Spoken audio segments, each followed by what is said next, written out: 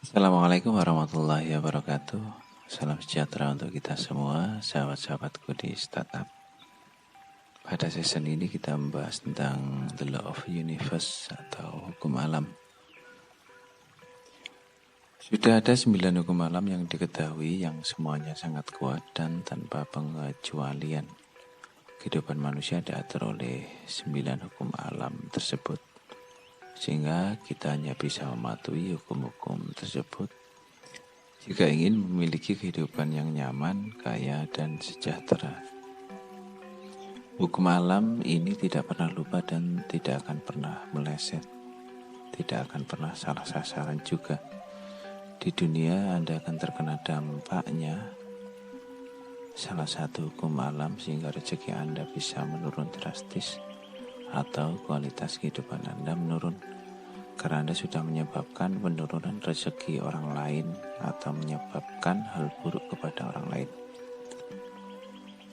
Ada 9 hukum alam yang telah diketahui. Yang pertama adalah hukum sebab akibat, yang kedua hukum kompensasi, yang ketiga hukum pengendalian, yang keempat hukum kepercayaan, yang kelima hukum konsentrasi, yang keenam hukum daya tarik, yang ketujuh hukum kesesuaian, yang kedelapan hukum pertumbuhan, dan yang kesembilan adalah hukum pengisian. Pelajari masing-masing hukum ini dan sesuaikan kehidupan kita dengannya dan bukan melawannya. Maka kita akan memiliki kehidupan yang luar biasa dan sangat bermakna. Jika Anda memiliki kehidupan yang susah, baik secara keuangan, kesehatan fisik atau mental, maka hampir dipastikan Anda menjalani hidup melawan hukum-hukum alam tersebut. Coba diteliti sendiri. Yang pertama adalah hukum sebab akibat. Intinya tidak ada sesuatu yang terjadi secara kebetulan di dunia ini. Jika seseorang itu sukses, itu karena dia menjalankan cara-cara tertentu. Begitu juga jika ada seseorang yang gagal, itu juga disebabkan oleh cara-cara yang menuju kepada kegagalan. Apa yang kita tuai saat ini adalah hasil dari benih-benih mental yang kita tabur di masa lalu. Jika kita ingin menuai kesuksesan di masa depan, maka kita harus menabur benih mental kesuksesan di masa sekarang.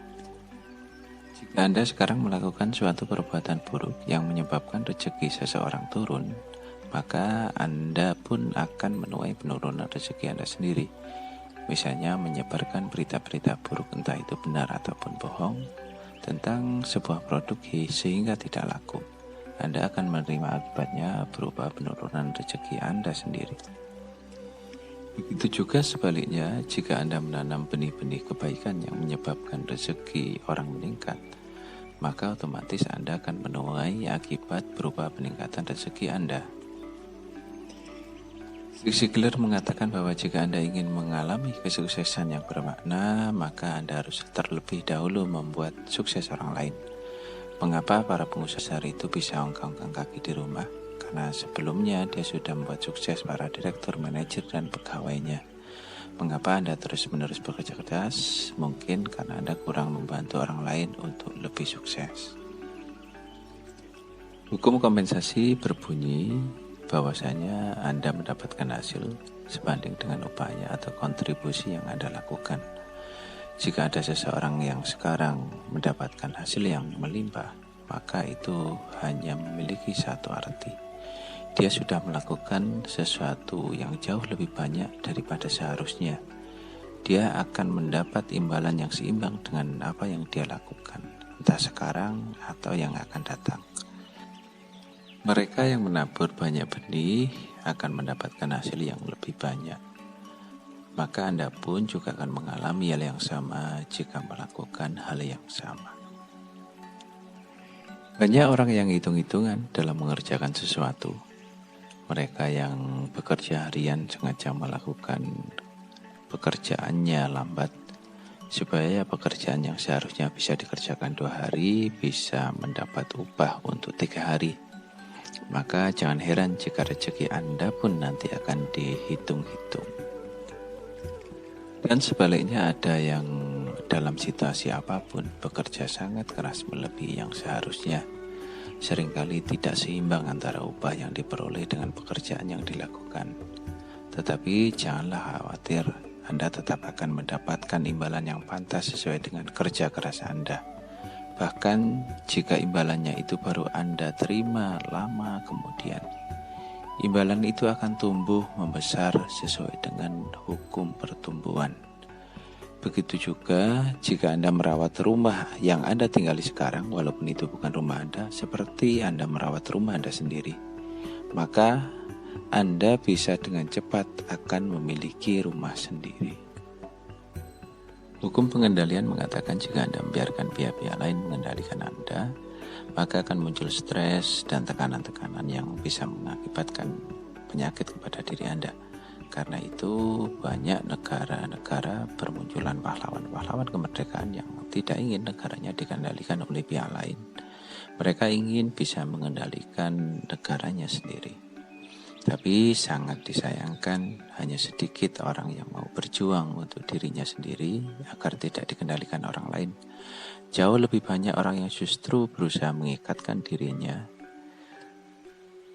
sebagai karyawan atau profesional atau pengusaha kecil. Yang keduanya sama stresnya, mereka harus meninggalkan waktu bersama keluarga karena panggilan bos atau klien yang membutuhkan. Kemudian mereka protes mengapa hidup mereka penuh stres dan mudah terkena penyakit. Mereka yang mengerti hukum ini akan berusaha sekuat tenaga agar kita sendiri dan bukan orang lain yang memegang kendali atas kehidupan kita. Caranya ya dengan berjuang supaya freedom atau merdeka secara keuangan dan merdeka secara waktu. Mereka yang bisa mencapai tingkat kehidupan seperti ini biasanya menjadi awet muda dan tidak mudah sakit. Hukum kepercayaan berbunyi apapun yang Anda percaya dengan sungguh-sungguh dan melibatkan emosi akan menjadi kenyataan. Jika kita percaya bahwa kita sukses besar dalam kehidupan ini, maka kesuksesan pula yang akan kita peroleh. Sayangnya, sangat jarang seseorang memiliki kepercayaan diri yang kuat. Biasanya kita cenderung mencari orang lain untuk memperkuat kepercayaan kita. Sebagai contoh, jika kita ingin mencapai sesuatu, misalnya kenaikan pangkat, umumnya kita meminta ke seseorang pemuka agama untuk mendoakan kita. Meskipun doa yang paling manjur adalah doa yang diucapkan oleh mereka yang berkepentingan, tetap saja kita merasa lega dan percaya dan akan terkabul setelah seorang kiai mendoakan. Bahkan ada juga yang mencari sarana lain, misalnya datang ke Gunung Kawi untuk mendapatkan sarana yang bisa membuat rezekinya bertambah. Jika di sana kejatuhan daun dewandaru, berarti Tuhan yang Maha Kuasa mengizinkan dia untuk sukses. Tentu saja mereka akan sukses karena percaya sehingga selalu berpikir positif.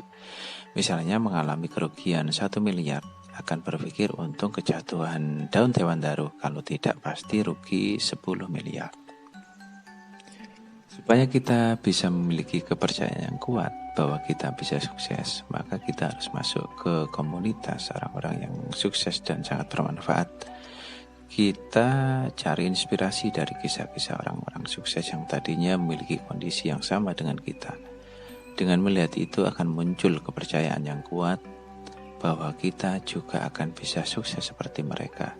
Rasa percaya itulah yang akan membawa kita menuju kesuksesan. Hukum konsentrasi mengatakan bahwa semakin kita memikirkan sesuatu, semakin besar kapasitas dan energi mental yang kita curahkan kepada sesuatu tersebut, itu akan memberi pengaruh yang besar kepada perilaku kita dan semakin mendekatkan kita kepada kenyataan. Disinilah pentingnya kita memiliki sebuah tujuan yang jelas, kemudian fokus kepada tujuan tersebut. Kita arahkan konsentrasi pikiran kita kepada tujuan tersebut. Itulah manfaat membuat impian, menempelkan gambar-gambar di tempat yang mudah dilihat. Hal yang sebaliknya juga terjadi jika kita fokus dan konsentrasi kepada hal yang tidak kita inginkan, maka sesuatu yang tidak kita inginkan itu yang akan terjadi. Contoh, jika kita fokus akan membayar hutang, maka hutang kita justru akan semakin banyak. Jadi, atur pembayaran hutang secara otomatis sehingga tidak membuat Anda fokus. Dan fokus atau konsentrasi saja kepada hal-hal yang diinginkan, yaitu kemakmuran. Hukum daya tarik yang disebut juga Law of Attraction, hukum ini menjadi terkenal setelah diterbitkan buku dan film The Secret oleh Rhonda Byrne. Dia katanya mendapatkan inspirasi dari sebuah buku yang diberikan anaknya, yaitu buku The Science of Getting Rich yang dikarang oleh Wallace D. Wattles yang diterbitkan tahun 1910. Hukum ini mengatakan bahwa Anda adalah magnet hidup yang menarik ke dalam kehidupan Anda, orang atau situasi yang serasi dengan pemikiran dominan Anda. Jika berpikir positif, maka hal-hal positif yang akan masuk ke kehidupan kita. Sebaliknya, jika hal-hal negatif yang kita pikirkan, maka hal-hal negatif pula yang akan mendatangi diri kita. Misalnya, jika cabai atau gula naik, rezeki Anda selanjutnya tergantung bagaimana cara Anda berpikir menghadapi ini. Jika kita mengeluh karena gula semakin mahal dan cabai begitu juga, maka rezeki kita akan semakin menurun dan kita akan semakin kekurangan uang. Sebaliknya, jika kita bersyukur karena Anda masih bisa membelinya dan para petani atau pedagang komoditas itu akan mendapatkan keuntungan lebih banyak, maka kita akan mendapat rezeki lebih besar. Orang kaya bertambah kaya karena mendapat manfaat dari hukum ini, sedang orang miskin umumnya bertambah miskin karena menjadi korban dari hukum ini. Mereka selalu mengeluhkan keadaannya hingga keadaan yang lebih parah lah yang akan datang. Mulai sekarang, atur pikiran Anda sehingga terus-menerus menarik hal-hal yang positif. Hukum kesesuaian bisa dijelaskan dengan beberapa contoh. Dunia di luar diri Anda merupakan cerminan dari dunia di dalam diri Anda. Sikap orang lain kepada diri Anda merupakan cerminan sikap Anda kepada mereka. Dengan siapa Anda bergaul dan berteman menggambarkan siapa diri Anda sebenarnya. Burung yang warna bulunya sama akan berkumpul bersama-sama. Dengan penjelasan di atas, maka sebenarnya sangat mudah bagi Anda untuk meraih kesuksesan, yaitu dengan cara berkumpul dengan orang yang sukses. Masalahnya, sering sekali ego Anda menghambatnya.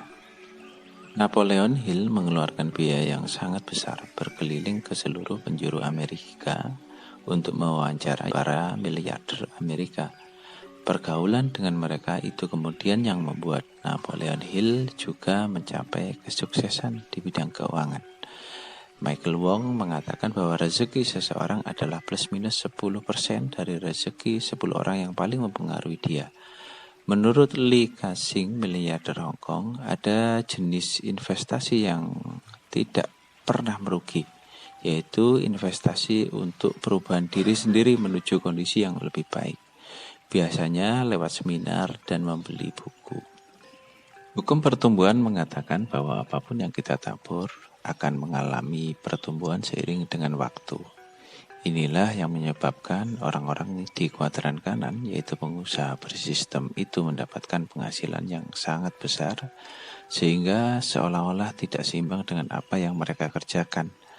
Apapun yang mereka kerjakan biasanya tidak segera mendapatkan hasil. Mereka mendirikan pabrik, mengeluarkan uang, kemudian merekrut pegawai, juga masih mengeluarkan uang. Setelah ada hasilnya pun, hasilnya tidak langsung dinikmati, tetapi masih diputar lagi. Begitu juga di dunia bisnis lain seperti Facebook, Alibaba, Tokopedia, dan sebagainya. Pada awalnya mereka melayani, memberi, dan memberi, atau dengan kata lain menanam dan menanam selama beberapa tahun. Barulah kemudian mereka menikmati hasil dengan sesuatu yang sudah ditumbuhkan alam sehingga hasilnya berlipat ganda.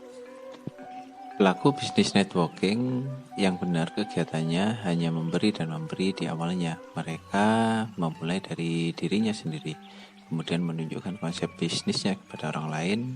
Mereka tidak mendapatkan uang di awal, tetapi jika mereka terus saja melakukan, maka akan menerima hasilnya berlipat-lipat sehingga bisa memiliki kehidupan yang luar biasa. Sebaliknya, mereka yang menerima uang setelah mengerjakan sesuatu, misalnya pegawai, pengusaha kecil, pelaku bisnis kuadran kiri, biasanya tidak banyak yang diperoleh di masa depan, karena semua sudah diperoleh sekarang. Hukum pengisian mengatakan bahwa apapun yang nampak kosong, alam semesta akan mengisinya. Jika Anda merasa rezeki Anda kok sulit masuk, siapa tahu ada penghalangnya, yaitu barang-barang bekas yang sebenarnya sudah tidak Anda butuhkan lagi. Tetapi karena sifat ngeman, itu tetap memenuhi almari dan gudang Anda. Lepaskan mereka dan aliran rezeki Anda akan lancar kembali. Hukum ini juga bisa dimanfaatkan untuk mendapatkan hal-hal lain. Jika Anda ingin jodoh, maka tunjukkan bahwa Anda sudah siap berbagi. Kosongkan separuh almari pakaian Anda untuk diisi bajunya nanti. Belilah ranjang besar untuk menyiapkan bagi dia. Jika ranjang besar itu selalu kosong karena Anda menempatinya sendiri, maka Tuhan melalui hukum alam pengisian akan mengisi sisi ranjang yang kosong itu dengan tubuh pasangan yang Anda inginkan. Begitu juga jika menginginkan mobil, buatlah garasinya supaya mobil bisa masuk ke garasi yang masih kosong tersebut. Sahabat-sahabatku di startup, selamat mempelajari hukum-hukum alam dan selamat memperoleh kehidupan yang luar biasa. Semakin kita memahami hukum alam, berusaha bersinergi dengannya, maka setiap langkah-langkah kita akan didukung oleh semesta.